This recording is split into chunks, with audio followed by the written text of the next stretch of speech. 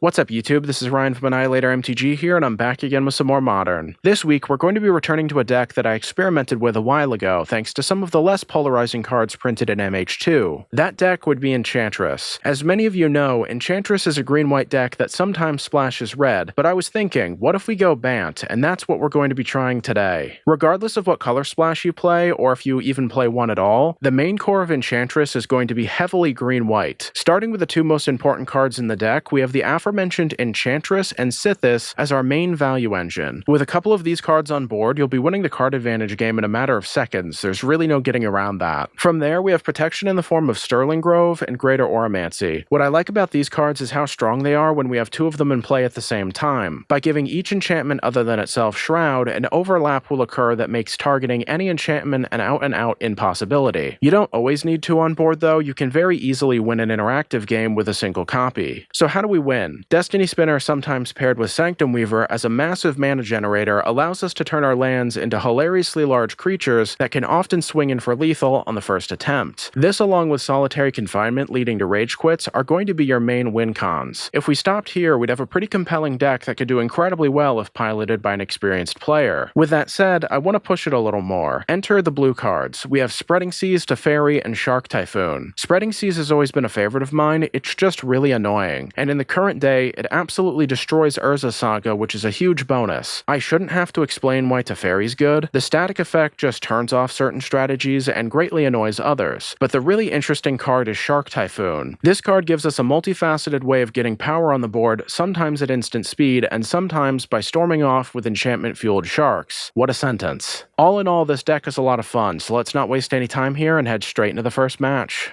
Alrighty, looks like we found our opponent. Best of luck to you, my friend. And this hand's pretty bad, so we'll try again. This one's just worse. Let's go one more time. Not thrilled about it, but this'll have to do. We'll ship double confinement. They get things rolling with a treasure vault into a Mishra's Bauble. Then we see a Memnite, make that 2, followed by a Springleaf Drum. Then they crack the Bauble and send it back. Seems like we're facing one of those authentic Affinity decks, classic artifacts versus enchantments matchup. Wow, when we draw the third confinement, I'm not normally one to complain about the MTGO bug, but it's hard to believe that we'd see all three. Either way, let's play and crack a fetch for a basic forest, then we'll cast the Abundant Growth, hitting a Sanctum Weaver, not bad. On their next turn, they play another Treasure Vault, then cast a Mirror Enforcer, and a Companion. This gives them 10 power, but it's still a little slow. They attack us for 2, taking us down to 17, and they send it back. There's a Shark Typhoon. Since they're empty-handed, we're gonna get a little aggressive here. First, let's play and crack our fetch for an untapped Breeding Pool. Then we'll cast the Sanctum Weaver. This leaves us at a soft 5 if nothing on the board changes, but so long as the Weaver survives, we'll have a ton of mana. After drawing, they attack immediately. Let's block a Memnite, taking us down to 5 life. We draw an Enchantress. While I definitely want to play it, I'm not entirely sure that we can. So let's just play On Thin Ice, exiling one of their dudes, then I guess we'll just hold up the Shark Typhoon. They play another Companion, then attack us for 6. Let's cycle the Shark Typhoon, drawing a fetch and getting a shark. We have to block the 4/4. That takes us down to 3, hitting another Enchantress. Let's play and crack the fetch for a basic Plains. Then we'll cast Enchantress number 1, followed by the Confinement. That'll draw us a land. The spell resolves, and unless they have a way to remove it, we should have this one in the bag. Seems like they don't have anything, as they untap, draw, and pass straight through. Let's discard the forest. Then we'll play Enchantress number 2, hitting a copy of On Thin Ice. Next up is the Destiny Spinner, and it looks like they've seen enough. Nice. Sideboarding in this matchup seems pretty straightforward. We're going to cut the Spreading Seas and the Teferis, mostly because they don't directly impact anything that's important against Affinity. Then we'll bring in 2 copies of Stony Silence, 2 Seals, and the 2 copies of Threads of Disloyalty. One could argue that Teferi is better than Threads, but the Threads is an enchantment, so that synergy is quite valuable. Looks good to me. I'm not a huge fan of the mana situation in this hand. If one of these forests was a Utopia Sprawl, this hand would be perfect, but with that said, I don't want to get too picky, so I guess we'll just keep. They get things started with a Darksteel Citadel into double Mishra's Bauble, giving them just enough resources to cast a Frogmite. Then they crack the Baubles, replenishing their hand by 2 as we draw Stony Silence. Not much to do here, so let's just play the Falls and send it back. Here Here comes an Ornithopter. That appears to be all they have as they attack us for 2, taking our life total down to 18, hitting a Solitary. To maximize our mana, we'll play a basic forest, then cast our Sanctum Weaver. If this survives, we'll have a ton of options. They play a bridge, then attack us for 2 once again. We're at 16. Ooh, and we draw Utopia Sprawl. That's about as good as it gets. Let's cast it, choosing white. Then we'll jam a forest, followed by an Enchantress. It resolves. While we could cast the Stony Silence, I think we just want to go defensive with our Sterling Grove. That draws us a copy of Sythis. I have no idea what the removal situation is like, but getting through a grove is really annoying. Keeping things interesting as they lead off with a Thoughtcast. Then they play a Glimmer Void into a Memnite, only to jam Thoughtcast number 2. That gets them a Frogmite, as well as a Companion. Attacking us for 2, that takes us down to 14. Drawing a Treeline. Because of the Solitary, I'm really not concerned with their board at all. The Affinity creatures might as well be blank at this point. Let's start off with a Sythis, drawing a Seal. We'll play our basic forest, then jam it. This is definitely suboptimal, but let's crack the Seal straight away, followed by Sterling Grove number 2, then a copy of On Thin Ice. By devastating their board and drawing a billion cards, we're more or less just fishing for a concession. If this doesn't work, we'll just show the Solitary. Continuing to fight the good fight as they play a Glimmer Void and cast a Thought Monitor, attacking us for 2 for what feels like the billionth time. We draw planes, let's play it, then we'll cast Solitary Confinement, and they scoop it up. GG's opponent.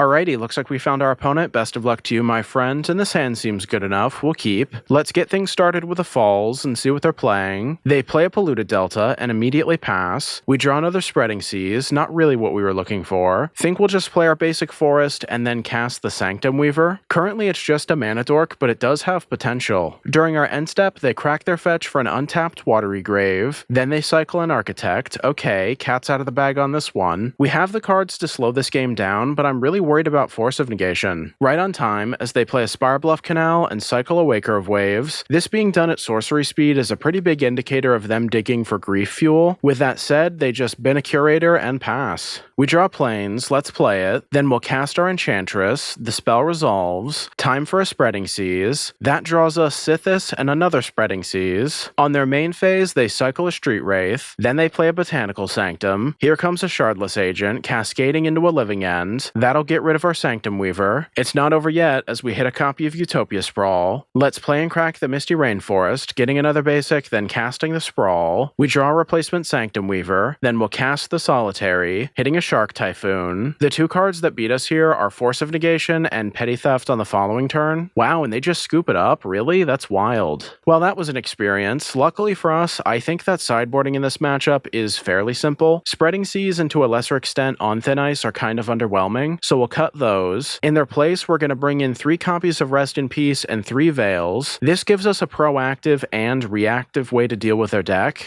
Looks good to me. Sythis and Utopia Sprawl are always good, so I think we'll be keeping this hand. No sideboard cards, but that should be fine. They get things started with a Misty Rainforest. We draw Teferi. Let's play the basic and cast Utopia Sprawl, choosing white. This gives us a ton of options for our turn 2 play. During our end step, they crack their fetch for a basic island. Then they cycle a Riverwinder, make that 2. Afterwards, they evoke a Grief. Have to assume they'll take the Teferi. Yes, indeed. Then they play another Misty and send it back. We draw Temple Garden. Let's play a tapped Breeding Pool, then cast Sythis. It resolves, but I'm extremely concerned with the tempo of this game. 1 Cascade is probably good enough to win on the spot. On our end step, they crack their fetch for a Steam Vents. Then they play and crack a Misty, grabbing an Overgrown Tomb. Seems like they're waiting for our upkeep, or draw step. Either way, they cast a Violent Outburst, and it looks like we're toast. Looking back at our changes, I think we can cut the other 2 copies of On Thin Ice in favor of Leyline. I don't expect these changes to mean all that much, but it certainly can't hurt. Let's try one more time. Once again, this hand isn't a sideboard all-star, but the quality of the cards that we're seeing might be too good to pass up on. Yeah, let's give this a whirl. We'll start things off with a basic forest into an Abundant Growth. That gets us a Utopia Sprawl. They play a tap Steam Vents. That's different. Let's play a basic plains and cast our Sythis. Before anything else, they evoke a Grief, discarding the Sterling Grove. We might be seeing a removal-heavy hand on their side. They play a Botanical Sanctum, then evoke a Foundation Breaker. Whoa, what? They hit the Abundant Growth? That has to be a misclick. As sad as that may be, we draw Teferi. Let's play our island and attempt to cast him. In response, they counter with a Force. Let's attack in the meantime. They're at 19. So long as they don't churn into a Living End next turn, I think we're still safe. That appears to be the case, as they pass straight through. There's a Forest, let's play it. Then we'll cast the Enchantress, drawing into a Solitary, amazing. Then we'll jam the Utopia Sprawl, hitting a Grove and a Leyline. We could attack, but I'd rather not risk it. During their main phase, they cycle a Waker of Waves, passing yet again. We draw a Solitary number 2. Since they seem to be struggling, let's shore up our defenses with a Sterling Grove, hitting a Misty and a Veil. Let's play it. Then we'll cast the Solitary. We're absolutely drowning in value here. Time for another attack. They're at 18. Keeping things competitive as they play an untapped Overgrown Tomb and cast a Shardless Agent, cascading into a Living End. The Grief trigger fizzles, then the Foundation Breaker hits the Grove. During their end step, let's crack the fetch for a Breeding Pool. Then we'll cycle a Veil, and I guess they've seen enough. GG's, opponent.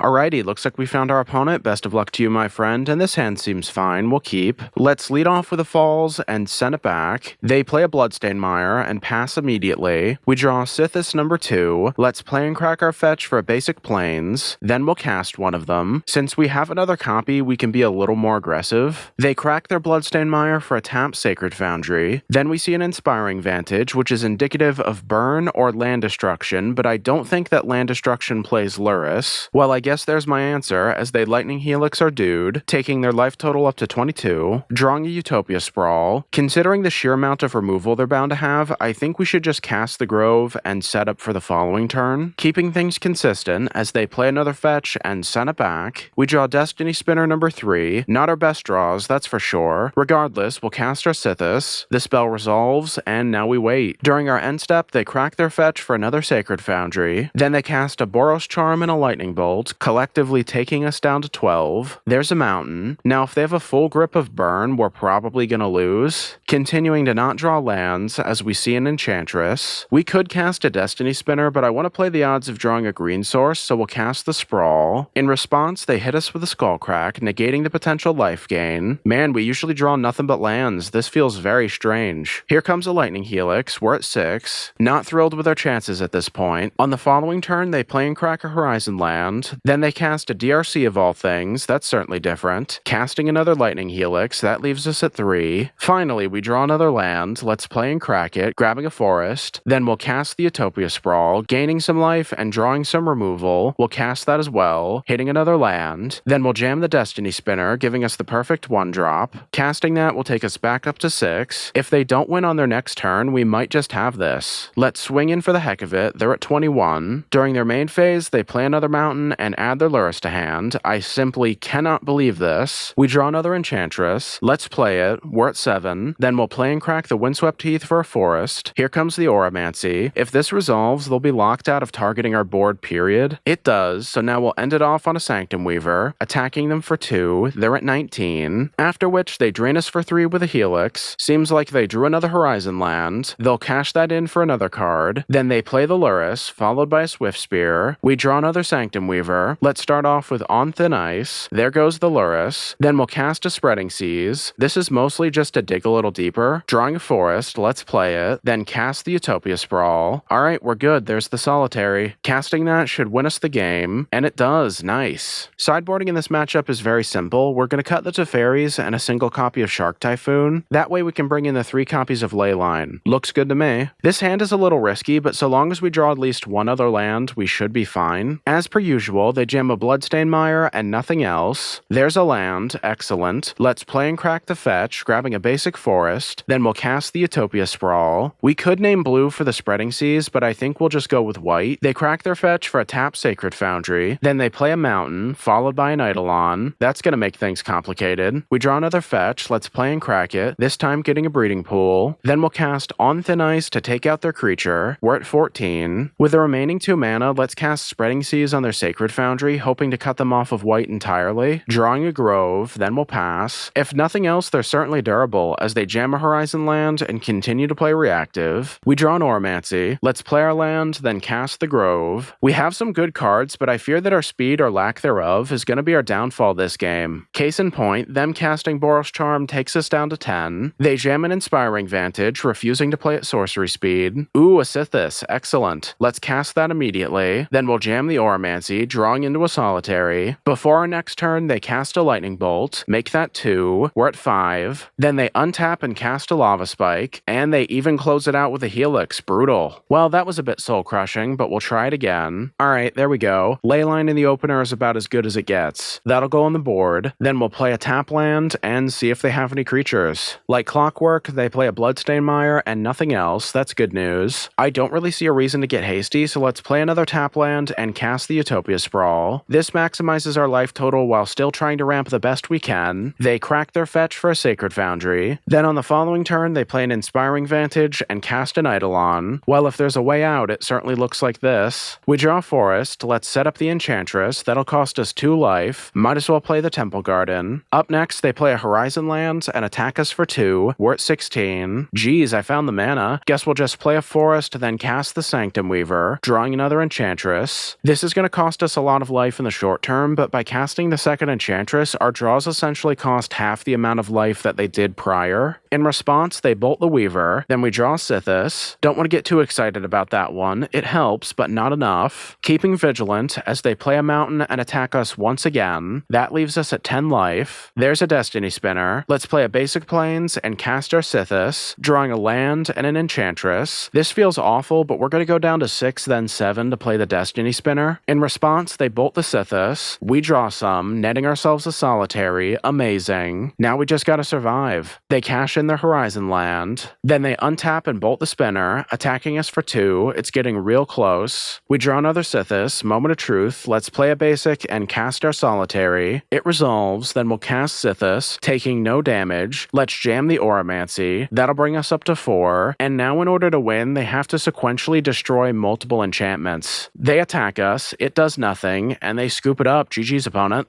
And there you have it. When Enchantress works, it just works. I can't say for sure if splashing blue was strictly speaking needed, but as a flavor choice, it was really fun. What I will say is that this deck really challenges your sequencing skills, especially in that burn matchup. It really showed how important thinking ahead and playing to your outs is. I have mad respect for anyone who plays this deck at a high level. People are going to say that Solitary Confinement makes it brain dead, but I disagree. I want to apologize if my voice was all over the place this week. I can't tell if I caught something, but man, I just haven't been feeling 100%. So your patience is greatly appreciated. If you like my content, feel free to like, comment, subscribe, and hit the bell icon. This stuff really does help, so thank you. And as always, stay safe out there and have a good one.